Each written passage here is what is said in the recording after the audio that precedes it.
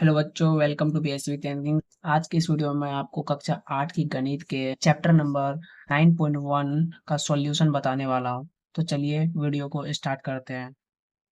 तो हमारा प्रश्नावली 9.1 में है क्षेत्रमिति। क्षेत्रमिति का हम क्वेश्चन आंसर को करने वाले हैं। फिर देखते हैं पहला क्वेश्चन हमारा क्या है।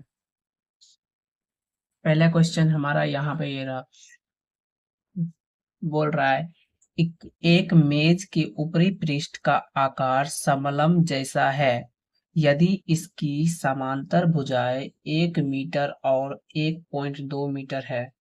यहाँ पे जो ये है और ये दोनों समांतर भुजाएं, ये इसकी लंबाई 1 मीटर और इसकी लंबाई 1.2 मीटर है।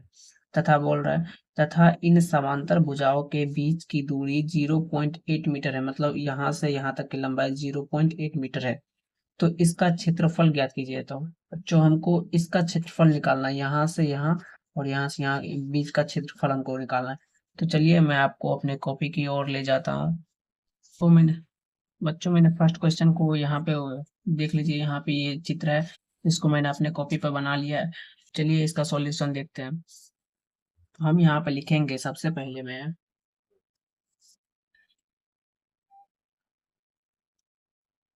मेज की ऊपरी पृष्ठ, पहले ये बना लिए हम। तो हम यहाँ पे देख पा रहे हैं बच्चों, ये क्या है, समलम चतुर्भुज है और समलम चतुर्भुज का क्षेत्रफल हमको क्षेत्रफल ही निकालना है। लिखेंगे क्षेत्रफल बराबर, क्षेत्रफल बराबर कितना हमको पता नहीं है, जो जो दिया है वो सब लिख लेते हैं। समांतर भुजा कितनी है, समांतर भुजाएं, समांतर भुजाएं क्या क्या है। तो पहला है 1 मीटर और दूसरा है 1.2 मीटर। तो लिख लेंगे 1.2 मीटर। और ऊंचाई कितनी है, तो ऊंचाई हमारा 0.8 मीटर। तो लिखेंगे यहाँ पर ऊंचाई बराबर, ऊंचाई बराबर 0.8 मीटर। अब ये कौन सा चतुर्भुज है, ये है समलम चतुर्भुज, ये है समलम चतुर्भुज। तो हम यहाँ पे लिखेंगे समलम चतुर्भुज का क्षेत्रफल बराबर, समलम चतुर्भुज का क्षेत्रफल बराबर। तो समलम चतुर्भुज का क्षेत्रफल क्या होता है, तो हम जानते हैं समलम चतुर्भुज का क्षेत्रफल होता है 1/2 गुना समांतर भुजाओं का योग, समांतर भुजाओं का योग। समांतर भुजा मतलब ये भुजा और ये भुजा, ये दोनों को जोड़ के यहाँ पे लिखना है। अब गुना में होता है उनके बीच की दूरी। तो यहाँ पे लिखेंगे उनके बीच की दूरी, उनके बीच की दूरी। बीच की दूरी कितनी है, तो 0.8 मीटर। यहाँ पे जो जो मान दिया हुआ है वो लिख लेंगे। 1/2 गुना समांतर भुजा कितना है, एक पहला है 1 मीटर और दूसरा है 1.2 मीटर। 1 मीटर जोड़ 1.2 मीटर, फिर गुणाम कितना, उनके बीच की दूरी। बीच की दूरी है 0.8 मीटर, यहाँ पे 0.8 मीटर। अब यहाँ पे लेंगे 1/2 गुना, ये दोनों को जोड़ लेंगे तो कितना होगा 2.2 मीटर, और इंटू में 0.8 मीटर। अब तो यहाँ पे जब हम पॉइंट को हटाएंगे तो हमारा नीचे में आएगा 10, और 2 को 22 से काटेंगे तो हमारा होगा 11, और इस वाले दशमलव को हटाएंगे तो मेरा यहाँ नीचे में आएगा 10। अब कितना आंसर हो जाएगा, तो 11 गुना 8 करते हैं, 11 गुना 8 और नीचे में कितना है 10 और 10 है, तो मतलब 10 गुना 10। 11 गुना 8 कितना होता है 88, और 10 गुना 10 कितना होता है तो 100। हमारा सही आंसर यहाँ पे पहले भाग देंगे, 100/88। यहाँ पे कितना आएगा, तो जीरो से देंगे, यहाँ पे जीरो पॉइंट लगा देंगे तो यहाँ पे एक जीरो आएगा, और 8 बार में 800। फिर यहाँ पे एक जीरो आएगा क्योंकि दशमलव के बाद ऑटोमेटिकली ए जीरो आता है। फिर यहाँ पे 8 बार में हम 800 को काट सकते हैं। हमारा सही आंसर आएगा 0.88 मीटर स्क्वायर। हम यहाँ फ्रेश लिखते अतः समलंब चतुर्भुज का क्षेत्रफल बराबर 0.88 मीटर स्क्वायर। मैं फिर से आपको इस क्वेश्चन का रिवाइज करवा देता हूँ। बोल रहा है क्या, देख, बोल रहा था क्या कि एक मेज के ऊपरी पृष्ठ का आकार समलंब जैसा है यदि इसकी समांतर भुजाएं 1 मीटर और 1.2 मीटर, ये 1 मीटर है और ये 1.2 मीटर है। फिर बोल रहा है तथा इन समांतर भुजाओं के बीच की दूरी 0.8 मीटर, मतलब ये दोनों के बीच की दूरी 0.8 मीटर है। तो बोल रहा है इसका क्षेत्रफल ज्ञात करें। वही ना हम लिखे हैं, क्षेत्रफल जो दिया है वो पहले लिख लिए। समांतर भुजा 1 मीटर और 1.2 मीटर दिया हुआ, फिर ऊंचाई है 0.8 मीटर जैसा कि दिख रहा है। फिर समलंब चतुर्भुज का क्षेत्रफल डायरेक्ट सूत्र है 1/2 गुना समांतर भुजाओं का योग गुना उनके बीच की दूरी। तो हम यहाँ पे सब लिख दिए 1/2 गुना 1 मीटर और 1.2 मीटर को जोड़ेंगे तो कितना होगा 2.2 मीटर, और ये दशमलव को हटाएंगे तो नीचे में आएगा 10, और ये 0.8 है, 0.8 दे देंगे।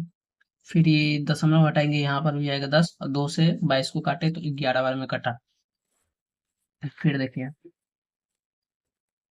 ये 11 को यहाँ पे लिख दिए, और ये जो 8 बचा इसको लिख दी, और नीचे में था 10 और 10, तो 10 और 10 को गुणा में लिख दिए। 11 और 8 को गुणा करेंगे तो 88 होगा, 10 को और 10 को तो गुणा करेंगे तो 100 होगा, और ये दोनों को भाग देने पर 0.88 मीटर स्क्वायर आता। अतः समलंब चतुर्भुज का क्षेत्रफल बराबर 0.88 मीटर, ये हमारा आंसर हो जाएगा। आई होप डैट आपको यह समझ में आ गया होगा। तो मैं आपको दूसरे नंबर का सॉल्यूशन कराता हूँ। चलिए वीडियो में बने रहिए। यहाँ पे देंगे हम क्वेश्चन नंबर 2। क्वेश्चन नंबर 2 को पढ़ते हैं। क्वेश्चन नंबर 2 में क्या बोल रहा है। क्वेश्चन नंबर 2 में बोल रहा है एक समलंब का क्षेत्रफल 34 सेंटीमीटर स्क्वायर है और इसकी ऊंचाई 4 सेंटीमीटर है। समांतर भुजाओं में से एक की 10 सेंटीमीटर लंबाई है, दूसरी भुजा की लंबाई ज्ञात कीजिए। तो यहाँ पे जैसे ही पहले क्वेश्चन में देख चुके हैं कि समलंब चतुर्भुज का क्षेत्रफल क्या होता है। हम यहाँ पे लिखेंगे समलंब चतुर्भुज का क्षेत्रफल। क्षेत्रफल कितना दिया हुआ है, तो क्षेत्रफल दिया हुआ है 34 सेंटीमीटर स्क्वायर, तो यहाँ पे लिख लेंगे 34 सेंटीमीटर स्क्वायर। फिर क्या बोल रहा है, फिर बोल रहा है इसकी ऊंचाई 4 सेंटीमीटर है, तो यहाँ पे लिखेंगे ऊंचाई बराबर 4 सेंटीमीटर। उनमें से फिर बोल रहा है समांतर भुजाओं जो है उनमें से एक की लंबाई है 10 सेंटीमीटर, तो दूसरी की हमें ज्ञात करनी है। पहले लिखेंगे समांतर भुजाओं में से एक की लंबाई, समांतर भुजाओं में से एक भुजा की लंबाई कितना दिया हुआ है, तो एक की लंबाई दिया हुआ है 10 सेंटीमीटर और दूसरी की हमें ज्ञात करनी है, तो यहाँ पे लिखेंगे 10 सेंटीमीटर और दूसरी भुजा लिखेंगे दूसरी भुजा हमको पता नहीं है, तो इसलिए हम यहाँ पे मान लेते हैं उसका x सेंटीमीटर है। अब देखिए क्वेश्चन में क्या बोल रहा है। क्वेश्चन में देखिए क्या बोल रहा है। क्वेश्चन में बोल रहा है कि दूसरी दूसरी भुजा की लंबाई ज्ञात करें, तो हम सबसे पहले यहाँ पे लिखेंगे समलंब चतुर्भुज का क्षेत्रफल। समलंब चतुर्भुज का क्षेत्रफल हम आपको पहले क्वेश्चन में ही बता चुके हैं कि समलंब चतुर्भुज का क्षेत्रफल देखिए क्या होता है। उसका क्षेत्रफल होता है समांतर भुजाओं का योग गुना उनके बीच की दूरी। तो यहाँ पे हमको पता है कि 1/2 गुना समांतर भुजा, जिसमें से एक भुजा है 10 सेंटीमीटर और दूसरी भुजा है x सेंटीमीटर। यहाँ पे लिखेंगे 10 सेंटीमीटर प्लस x सेंटीमीटर और गुना में उनके बीच की दूरी कितनी है, तो उनके बीच की दूरी है 4 सेंटीमीटर। तो यहाँ पे लिखेंगे 4 सेंटीमीटर, 2 को 4 से काटेंगे हमारा आएगा 2 सेंटीमीटर। और इस क्षेत्रफल कितना दिया हुआ था, क्षेत्रफल था 34 सेंटीमीटर स्क्वायर। इसको इस साइड में लिखेंगे 34 सेंटीमीटर स्क्वायर। 2 को इससे काट दिए तो बचा 2, और ये यहाँ पे बचा क्या 10 centimetre plus x centimetre into में 2, तो यहाँ पे लिखेंगे 10 centimetre plus x centimetre into में 2। अब देखिए आप क्या करता, 2 को हम इस साइड में ले जाएंगे तो बटे में आएगा, तो यहाँ पे हम लिखेंगे 34 सेंटीमीटर स्क्वायर बटे में 2, और बराबर में क्या जो दिया है वो लिख लेंगे 10 सेंटीमीटर प्लस x सेंटीमीटर। 2 से 34 में भाग देंगे कितना आएगा 17 सेंटीमीटर। यहाँ पे लिखे 17 सेंटीमीटर स्क्वायर, स्क्वायर बराबर 10 x centimetre plus x centimetre. तो यहाँ पे जो है वो लिख देंगे 10 सेंटीमीटर प्लस एक्स सेंटीमीटर। अब 10 सेंटीमीटर को हम 17 सेंटीमीटर से घटाएंगे तो कितना आएगा, 17 घटा 10 बराबर एक्स, मतलब एक्स का जो घटाने के बाद जो आएगा वही हमारा एक्स का मान हो जाएगा। तो हमारा आएगा 7 सेंटीमीटर बराबर एक्स। अतः यहाँ पे लिखेंगे अतः एक्स बराबर 7 सेंटीमीटर।